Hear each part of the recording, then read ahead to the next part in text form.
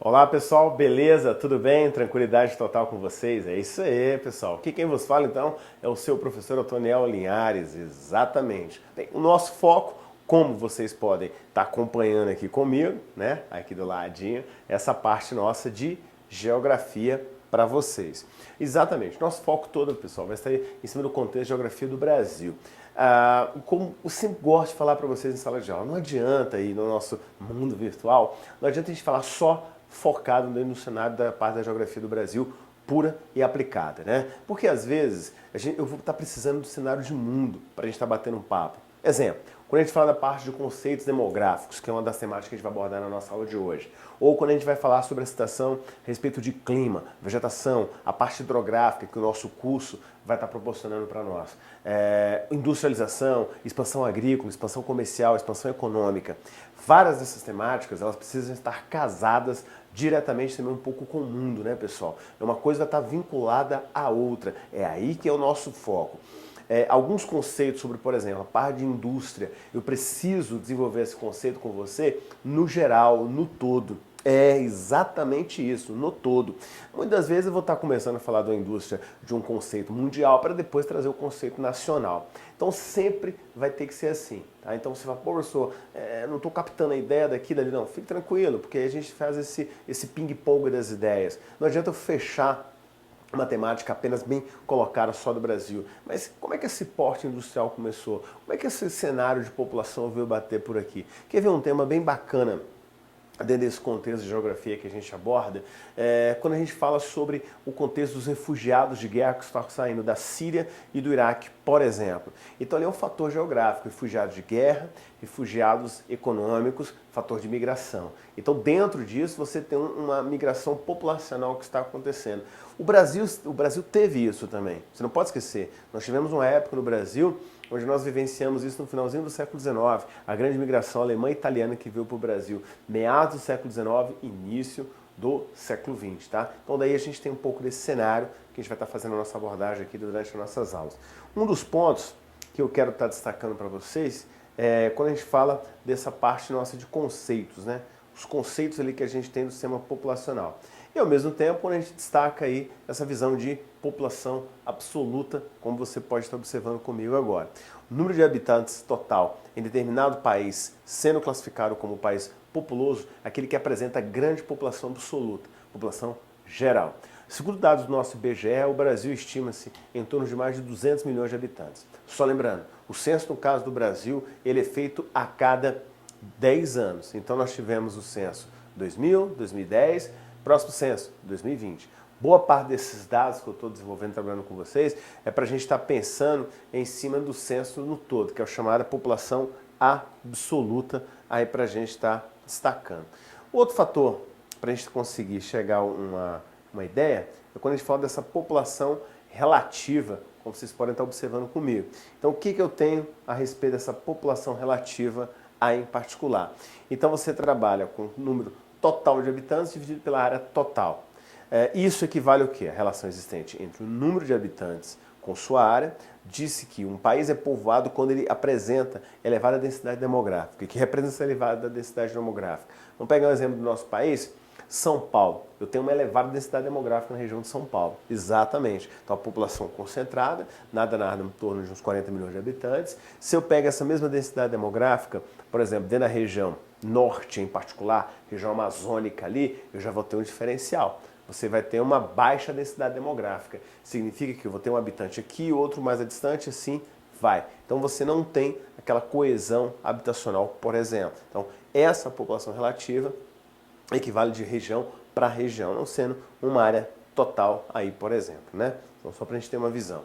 E quando a gente percebe que o Brasil também apresenta baixa densidade demográfica, estimado 22,1 habitantes por quilômetro quadrado. Por que isso? Porque eu não tenho uma homogeneidade em toda a região. Então eu não posso falar que do norte ao sul do Brasil, por exemplo, do leste ao oeste, eu vou ter uma população toda coesa. Não, vou ter regiões com a maior densidade demográfica, regiões onde eu vou ter uma grande quantidade, outras regiões que eu não vou ter tanta gente assim, por exemplo, só para vocês terem uma base aí comigo.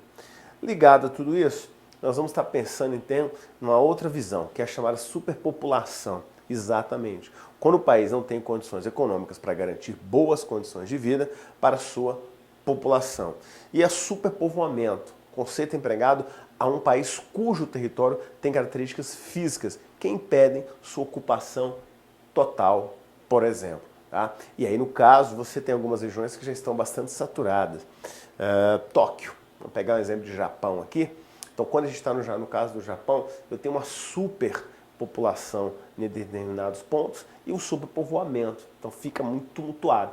Não só isso, eu peguei o exemplo da capital, mas é claro que eu vou falar de China. Sim, eu tenho uma superpopulação, eu tenho um superpovoamento também na região da China. Então, tudo isso equivale a pegar as grandes regiões, as grandes densidades que eu tenho no mundo também. O Brasil, o fator positivo, daí eu diria para vocês, é que nós temos uma área territorial grande e nem toda essa nossa área territorial ela está totalmente o quê? Totalmente povoada. Então eu tenho povoamento em áreas como essa de cima, como a gente pode estar mostrando aqui para vocês, certo? E eu tenho uma área que isso equivale também à população mais carente, população mais pobre, entre os fatores econômicos, e uma área com uma população completamente vazia, porque como é que eu vou ter alguém nessa área aqui, como vocês podem estar observando comigo, totalmente vazia, né? Frio. Isso é uma região inóspita até mesmo para a questão de moradia, tá certo? Então só para vocês terem uma ideia comigo aí. Bem, algumas teorias demográficas que existem a respeito de falar, poxa, a população vai chegar a um ponto que ela vai estar passando fome, né? Certo. Tudo isso foi desenvolvido em cima de algumas teorias. Entre essas teorias, eu cito a teoria malthusiana, a teoria de Malthus, que preconiza que a população mundial cresceria segundo progressão geométrica e que os meios da substância respeitariam progressão aritmética. O que significa, professor? Que a população ela cresceria em uma forma de uma PG, progressão geométrica, 2, 4, 6, 8, 12, 16 e começaria a crescer rápido demais. Enquanto a alimentação seria uma PA, 1, 2, 3, 4, 5, uma cadência onde seria bem menor do que eu teria no caso da população, no caso da geométrica, no caso do crescimento da alimentação. A alimentação seria menor, quantidade cresceria, e a população em uma grande quantidade. Essa foi a teoria de Malthus. Só que aí fracassou. Por quê? Porque a população ela cresceu sim, mas crescemos junto com o fator tecnológico. Significa o quê? Que esse crescimento tecnológico levou então a população a produzir alimentos. Aí veio outra teoria, teoria neomalthusiana. Olha a neomalthusiana então ali. Como consequência da explosão demográfica ocorrida em função da súbita queda na mortalidade, que não fora acompanhada pela natalidade dos países de terceiro mundo, causa consequências como grande natalidade e subdesenvolvimento. Certo, temos isso? Temos. Então, quando você pega alguns contextos de países como a África, você tem o crescimento dessa natalidade, só que também tem uma mortalidade muito grande. Mais uma teoria que fracassou. Então, a teoria neomalthusiana também não atingiu seu ápice. E a teoria reformista, né? O que gera a fome e miséria, portanto, seria desigual distribuição de riquezas. Mesmo a teoria reformista, você tem os países ricos que colaboram também com os países emergentes, ou seja, os países que estão em desenvolvimento. Também não podemos dizer que a teoria reformista chegou a um ápice ainda. Hoje, pessoal, nós temos no planeta algo em torno de 7 bilhões de habitantes, exatamente. Falarmos então em 7 bilhões de habitantes, significa colocarmos que a população cresceu bastante, mas em contrapartida, o mundo tem condição de alimentar, segundo a FAO, que é um órgão responsável por tudo isso, ligado à ONU, alimentação, o mundo tem condição de gerar alimento para 14 bilhões de habitantes. Exatamente isso, 14 bilhões de habitantes. Então aí a gente já tem esse cenário ali para a gente ter uma ideia de como que essa população, ela cresceu sim, mas junto com ela os encargos econômicos, encargos sociais, tudo isso teve uma demanda, tudo isso teve uma procura. Observando um pouco essa visão então do nosso gráfico aqui, só para a gente voltar lá. Então a gente percebe o crescimento dessa população. Pegando aqui para você ver, ó, comigo, viu aí? Então, ou seja, nada, você tem um crescimento de mais de 200 milhões de habitantes, isso em determinadas áreas, eu me refiro em particular do Brasil aí, para a gente ter uma visão, o como que o Brasil só teve a crescer nesses últimos anos. E não vai parando por aí não, tá? Evolução, economia, medicina, tudo isso colaborou pra caramba. Ligado a isso, nós temos o chamado crescimento vegetativo, como você pode estar observando.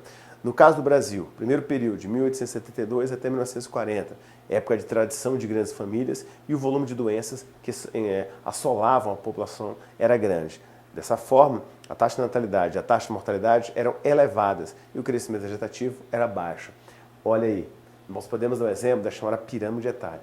A pirâmide etária do Brasil, no finalzinho do século XIX e início do século XX, ela era completamente voltada ali para a sua base. A base ela era muito grande. É como se eu pegasse, pessoal, para você ter uma visão aqui mais ou menos comigo, é como se eu pegasse essa ideia aqui, ó, de pirâmide, como você pode estar observando aqui. Então essa seria, olha só o tamanho dessa base, dessa pirâmide. Uma base grande, significa que eu tenho uma grande quantidade de nascimentos, e a base do meio, que é onde eu trabalho com o contexto do adulto aqui, ó, tá vendo? Então aí você tem essa visão do adulto. Esse meio ainda pouco, né, ainda o ápice da pirâmide lá em cima, quando você tem o ápice dele, quando a gente lembra dessa figura aqui do ápice, vou botar melhor para vocês, aí, nós temos o quê? Nós temos os idosos. Dentro dessa situação, a gente destaca então que isso é uma pirâmide de um país subdesenvolvido. Mudou essa realidade, professor? Mudou consideravelmente essa realidade. Hoje nós temos uma pirâmide muito mais equânime, eu poderia dizer para vocês, onde a base dela diminuiu e encurtou bastante. Vamos dar dando um exemplo disso? Ó, se nós pegarmos então aqui, ó, essa base hoje, né, a quantas ela está então, professor? A base, ó, ela estaria mais ou menos dessa maneira. Hoje o Brasil, tá, onde você tem aí uma pirâmide de um país em desenvolvimento com cara de desenvolvido. Significa que eu tenho um número de nascimentos bem menor e a população adulta maior e a população idosa também aumentando gradativamente. O que eu quero dizer com isso, pessoal? Quero dizer o seguinte, a população brasileira no todo, digamos assim, ela cresceu rapidamente, isso. Só que ela cresceu e chegou a um ponto que ela também dá uma parada, né? Ela dá uma estabilizada. E por que o número da taxa de natalidade, a taxa de mortalidade, em particular a taxa de mortalidade, ela reduziu bastante? A taxa de mortalidade ela reduz justamente porque o país ele passou a ter métodos, a medicina melhorou. A medicina melhorou muito, atendimentos melhoraram bastante. Então nada, hoje você tem uma classificação social, você tem um contexto econômico que dá uma margem para que a sociedade ela viva mais. Exatamente, nós estamos vivendo bem mais. Então nós podemos dizer que hoje a média nacional é em torno de 73 anos em média de vida, que vale falar então que a população está tendo mais acesso a medicamentos, acesso a hospitais e tudo. Então isso faz com que a população envelheça. Agora, a taxa de natalidade não é naturalmente os métodos anticoncepcionais que estão ajudando isso. Não necessariamente. Nós temos aí que ponderar o seguinte, nós temos a situação da própria população tendo um controle social dela mesma, ou seja, casais que casam recentes não pensam em ter mais de 2 filhos, estourando um filho ali, e olha lá, então estourando mesmo se fossem 2. Então há um próprio conceito. Isso equivale a falarmos que a população ela está o quê? Ela está envelhecendo. Ela está envelhecendo, certo? Ela está tendo uma consciência dela também. Outro conceito que eu destaquei é sobre o conhecimento vegetativo. O terceiro período nosso aí, 71 até os dias atuais. Com a urbanização da população junto ao aumento de processo industrial no país, além dos fatores de ordem econômica, como por exemplo as dificuldades para se manter uma família em cidade, o desemprego, os avanços científicos que passaram a facilitar o controle de natalidade, métodos contraconceptivos. A tendência atual dessas taxas indica uma redução do crescimento vegetativo e uma ampliação da longevidade dos brasileiros. É aquilo que eu acabei de falar para vocês. Ou seja, a população está envelhecendo mais, porque você tem um controle social melhor, você tem um controle de métodos anticonceptivos também. Poderia ser muito mais eficiente, sem sombra de dúvida alguma, claro, mas programas sociais, eles também auxiliam bastante nisso. Né? Quando a gente pega alguns programas sociais, como o próprio contexto que a gente tem de Bolsa Família, Bolsa Escola, isso potencializa também a situação da família, de determinados familiares, determinados contextos, conceitos, de terem mais filhos, quererem mais filhos. Então isso também dá uma dificuldade boa nesse processo. Ligado a isso, nós temos esse outro gráfico que dá uma ideia para a gente. Ó. Índice de crescimento vegetativo, como você pode ver, a taxa de natalidade e a taxa de mortalidade. Se vocês observarem bem, ambas caíram consideravelmente. Ó. Vamos pontuando aqui, ó. Olha o crescimento, a queda delas. Tanto o contexto, isso me equivale a falarmos em questões de anos, né? O último dado nosso, 2011, ali, para a gente ter uma noção. Isso continua a diminuir, professor? Sim, continua a diminuir. Há vários contextos também econômicos que colaboram para isso, né? Eu sei que você vai lembrar assim, professor, mas no caso da China, eu sei que na China há um controle da natalidade. Sim, na China há um controle da natalidade. Eu diria para vocês, é um controle extremamente rigoroso. Não tem dúvida disso, como esse controle é tão rigoroso por lá. Só que também abrir a guarda. Hoje a situação pega que o casal pode ter mais de um filho, mas desde que ele tenha condição de pagar por mais esse filho dele aí também, tá? Outra ideia. Essa queda, né, no caso, pode ser atribuída elevado ao custo de vida para uma família numerosa, certo? Redefinição de modo de vida com casamentos mais tardios, crescente participação da mulher no mercado de trabalho, exatamente, outro aspecto marcante para a gente aí também, né, a mulher entrou mais, desejo de consumo, lazer e ascensão social, disseminação dos métodos anticoncepcionais, maior difusão dos meios de comunicação que ampliaram o acesso à informação, permitiram que os casais passassem a fazer planejamento familiar, reduzindo o número de filhos, isso mesmo, principalmente reduzindo o número de filhos. Então o planejamento familiar, o custo de vida aumentou bastante. E outra, hoje, em média, a mulher ela pensa em casamento, pensa em se casar após os 30 anos. Quer queira ou não, nós vamos passar por uma evolução, vamos, né? Isso é sem sombra de dúvida, mas o corpo, né, humano, o corpo feminino, o ideal, sempre há riscos na saúde quando se pensa em ter filho depois dos 40, 45, mas há casos, claro, mas pode aumentar, por exemplo, o risco de ter a criança nascer com determinadas síndromes, entre elas a síndrome de Down, por exemplo, ou outras síndromes ou outros problemas médicos. Isso tudo é possível, sem sombra de dúvidas. Mas a medicina evolui muito. Ela já consegue detectar determinados problemas na própria gestação dessa mulher. Então, isso também colocamos ali que a mulher está se adequando a esse novo mecanismo de vida e prioriza-se um desses pontos que a gente destaca ali como essa ascensão social, essa ascensão no seu trabalho, no seu mercado de trabalho, a mulher no mercado de trabalho. Então, tudo isso para ela melhorou bastante e ela vem buscando esse cenário todo. Observando por esse gráfico também, nós percebemos ali o contexto, né, de quanto o homem estava no mercado de trabalho. 85% contra 145%, né, 855, aliás, a média de homens no mercado de trabalho. Isso caiu, então, meio a meio, 58, 42 praticamente, ou seja, o homem já dentro desse mercado de trabalho propriamente dito e a mulher também. Então, a mulher já muito mais presente. A pura verdade, né? O homem, ele mais pensar em ter filhos, enquanto a mulher não, ela já aumenta o seu potencial porque ela quer ter o quê? A sua carreira, né? Então a mulher não para por aí, ela almeja o aspecto da sua carreira. Outro dado também que me chama muita atenção é justamente quando você pega aqui, ó, a quantidade de famílias com 3 apenas. Isso tende a crescer e cresceu bastante nesses últimos anos aí também. Observando por esse outro dado, nós temos a chamada taxa de fecundidade. É uma estimativa do número médio de filhos que uma mulher teria até o final do seu período reprodutivo, dos 15 aos 45 anos. Isso, pegando os anos 40, por exemplo, 6 filhos em média. Hoje vocês podem observar aí que é um dado mais concreto, de 2008 para cá, não mudou muito, só diminuiu na verdade, né? Que continua mais ou menos a média de menos de 2 filhos por casal até 2008. E sem falarmos que nós ainda temos aquela mesma situação de que há hoje um contexto social diferente, né? Quando eu falo de casais, então tudo isso muda.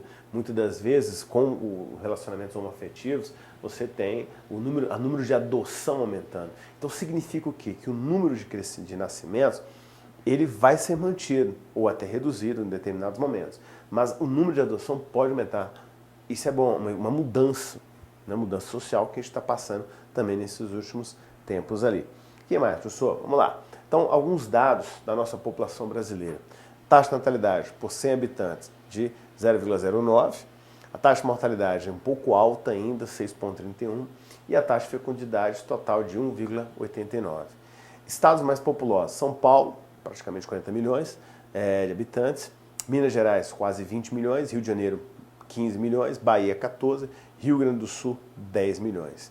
Estados menos populosos. Roraima, com 397 mil. Amapá, 587 e Acre com 600 mil habitantes. Então vejam vocês, as grandes metrópoles, os grandes centros, inclusive quando a gente fala São Paulo, Minas e Rio de Janeiro, eu estou falando da região sudeste em particular, quando eu vou para a Bahia, eu já tenho a região nordeste, são as grandes capitais, o sul também, com o Rio Grande do Sul. Então o foco ainda continua onde? Continua dentro da situação da região sudeste, que é o polo industrial, o polo comercial todo. População em geral, capital menos populosa do Brasil, Palmas, com 178 mil habitantes. Cidade mais populosa, cidade, hein, pessoal? São Paulo, com 10 milhões, a grande São Paulo. E proporções do sexo, 99,6 homens em cada 100 mulheres. Significa que eu também estou tendo um número cada vez maior da quantidade de mulheres hoje em dia, crescendo rapidamente também. Então isso já muda um pouco a realidade para a gente. E estruturas populacionais etárias. Gráfico considera a estrutura sexual da população, homens e mulheres, e as faixas etárias, de 0 a 19 anos, de 20 a 59 anos, adultos e mais de 60 ou mais anos mais idosos. A estrutura da pirâmide é a seguinte: base corresponde aos jovens, meio corresponde aos adultos e o topo ou ápice corresponde aos idosos. É como nós havíamos colocado para vocês anteriormente. Olha aí, olha lá, o sexo masculino, sexo feminino. Vejam vocês que nós temos aqui uma base que era basicamente o que eu tinha até a década de 80, por ali assim. E essa realidade depois ela vai mudando, né? Se a gente pega aqui nesse exemplo aqui que eu quero destacar, ó, quando eu pego um país desenvolvido, ó, França, sexo masculino, sexo feminino. Então olha só, olha como é que a base já dá uma encolhida boa. Então você tem isso aqui para você estar pensando ainda. E o país subdesenvolvido, como a gente destaca, elevada natalidade, alta mortalidade infantil, baixo padrão de vida e baixa expectativa de vida. Por isso que há o contexto do país emergente. E os países desenvolvidos, baixa natalidade, baixa mortalidade infantil, elevado padrão de vida e alta expectativa de vida. Por quê? Porque se vive mais. Isso é fato. Então nós estamos vivendo cada vez mais, professor? Sim. Então hoje estamos vivendo cada vez mais. Aí no caso você pega a qualidade de vida, né, todo um ritmo de viver que acaba se tornando bem melhor. E a pirâmide etária do Brasil, para a gente ter uma ideia aí como é que ela também passa por transformações. Se vocês observarem bem, a base ainda continua um pouco larga, mas a tendência é que essa base ela vai diminuindo, porque o meio vai acabar aumentando. Pirâmide etária Brasil, aí quando você pega isso, a quantidade de expectativa de vida, 70 e mais, certo? E percebemos a quantidade bem maior também de mulheres nessa pirâmide nossa. Pirâmide etária do Brasil, olha a mudança, tá vendo? O que eu tenho aqui para colocar, professor? Então, ó, deixa eu voltando aqui para você ver melhor. Eu tenho isso aqui, ó. Aqui eu já vou estar pensando, vamos aqui para vocês, eu já vou estar pensando, pessoal, no cenário nosso do século 21, tá certo? Então aqui eu já vou ter esse cenário do século 21 para a gente estar destacando aí. Então, ou seja, dentro desse contexto nosso século 21, eu tenho essa nossa pirâmide etária com a sua base, ó, como você pode estar observando aqui comigo, certo? Então nós temos a base dela completamente menor. Essa base menor já equivale a estar destacando ali que a população está envelhecendo e está tendo um conceito de vida bem melhor também, certo? Com isso, o que a gente tem? A estrutura por setor da nossa economia. Setor da atividade, primário 21%, secundário 21% e terciário com 58%. Só lembrando, a população, gente, ó, ela concentra-se justamente nesse setor de serviço, que é o setor terciário. Tá? Atividade, então, do setor primário. Atividade relacionada com o campo e com a agropecuária e o extrativismo simples. O secundário, 21%, atividades relacionadas diretamente com a produção industrial e a construção civil, atividades urbanas, né, que nós temos. E o terciário, atividades ligadas à prestação de serviço, educação, saúde, lazer, bancos, comércio, também atividade urbana. Então daí você já pega como que a gente evoluiu, cresceu rapidamente nesse cenário também. E outra, gente, quando eu falo setores econômicos, não me esqueçam, o setor terciário, ele é o setor que mais cresce, mais se desenvolve, sem sombra de dúvidas alguma, tá?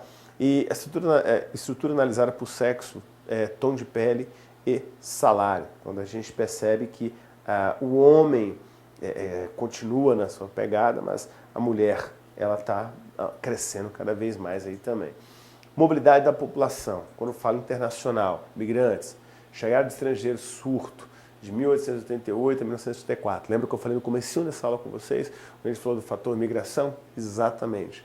Hoje, o que aconteceu no século XIX, início do século XX, dá um patamar para a gente lembrar disso. E o imigrante, né? Saída de nativos para estrangeiro, surto da década de 80, né? Origem, diversos estados, destaque para Minas Gerais, região de Governador Valadares, destino, Estados Unidos, Paraguai, Japão, Estados Unidos e outro, aliás, União Europeia, que esse eu aí significa esse aqui, ó, deixa eu colocar aqui para vocês, sabe que às vezes o corretor gráfico faz isso com vocês, né? União Europeia. Então, União Europeia e outros, que é justamente o fluxo para a qualidade de vida. Mas mudou, professor? Mudou. Apesar que o país passa por uma situação de crise, mas nós tivemos uma grande quantidade de habitantes que foram, né, para a União Europeia, que foram para fora, que buscaram isso, mas hoje em dia, finalzinho da década de 90 do século XX, isso mudou bastante a nossa realidade. E a população intranacional, né, urbana, migração pendular, cidades dormitórios, centro-periferia, BH, Nova Lima. Se eu pego essa relação, o cara trabalha na cidade, mas ele mora em outra. Urbano, retorno é raro no Brasil e mundo, entre movimentos de ocupação rural em busca de reforma agrária, qualidade de vida, emprego, né, ou fugindo de determinadas situações. Rural, sazonalidade temporária, né, colheita e plantio, e a transumância. O clima obriga a mudança. Seca no Nordeste, alagamento no Pantanal. Então, o cara, às vezes, quando ele tem que estar saindo dessa realidade dele também. Então, isso tudo equivale a pegarmos algum desses pontos ali. Rural, urbana, é a que mais modificou a urbanização brasileira. Aconteceu nos anos 50, 80, o chamado êxodo rural, 60 e 70. E grande movimento de população rural para as cidades. Atualmente, existe um movimento rural urbano, mas não é o chamado êxodo rural. A partir de 50 e 80, o Brasil se torna urbano. Só um detalhe, galera, não esquecemos que hoje a população brasileira ela equivale a 84,35% dela está aonde? Está nos chamados centros urbanos. Então nós tivemos um crescimento assustador nesses últimos anos. Mas isso tudo, pessoal, tem a ver com o contexto de melhor qualidade de vida, ao mesmo, no caso do trabalho, e outra, pessoal, a mecanização do campo, exatamente isso. O campo passou por um processo de mecanização gigantesco, isso não podemos esquecer, e a população ela sai do campo e ela vem para onde? Ela vem justamente para a cidade, certo? Então ela vem buscando essa cidade, melhor o quê? Uma melhor qualidade de vida. Então tá aí um ponto que a gente não pode esquecer de forma alguma quando eu falo dessa situação campo, cidade e o crescimento populacional ao longo desses anos. Beleza, galera? Pô, tranquilidade, né? Exatamente, esse conceito populacional é super tranquilo para você conseguir localizar e ter essa percepção em taxa de natalidade, taxa de mortalidade, crescimento vegetativo e muito mais que representa a situação. E claro, a população brasileira, percebemos o seu crescimento ao longo da década de 60, 70, 80 e o crescimento dessa população também para os segmentos urbanos. Beleza? Ótimo! Então, até a nossa próxima aula, se Deus quiser. Valeu, pessoal! Rumo ao gabarito!